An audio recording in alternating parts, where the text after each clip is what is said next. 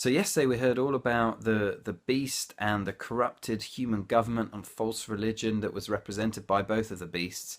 And today is a reassuring vision. First, the vision is a vision of God and his people. And so today we come to the Lamb standing on Mount Zion, and with him are the 144,000. And that's a reminder, firstly, that God reigns supreme. That in the midst of the chaos, in the midst of what just seems like everything is going horribly, horribly wrong, God is king and he is in charge. And we can apply that to our own lives, not just in the world that we live on a macro scale of like government is corrupt and religion can be just distorted and twisted, but in our own lives as well, where it can feel like chaos so often presses in and things are out of our control and things are unfair and why has this happened to me? Actually, the Bible clearly tells us over and over and over, God is supreme and he will have his way. And that means in the big scale of the world, and it means on a personal level in our own lives.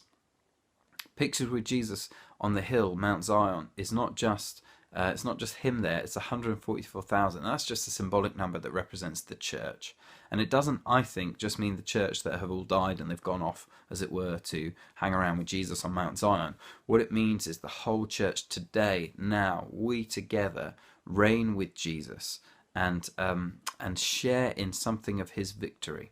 And so we can always come to him and say, Lord, it feels awful. Help me to trust you that you are the faithful one and that you are in charge. And the second vision, it talks of the message of God. So in contrast to that vision of false religion and distorted truth, this is very much the true message of the gospel that comes through.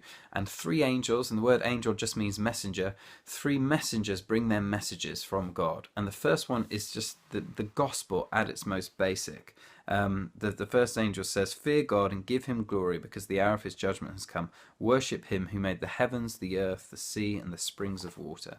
Worship God. That's the message. Come and know God. And if you do that effectively, reading between the lines, I think the message is all will be well.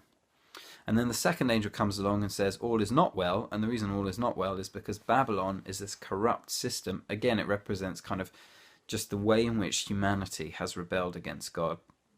And for all the power that seems to have at the moment, it will ultimately be destroyed. And then the third angel comes and says, watch out if you're giving loyalty to a human corrupt system that is really in rebellion against God.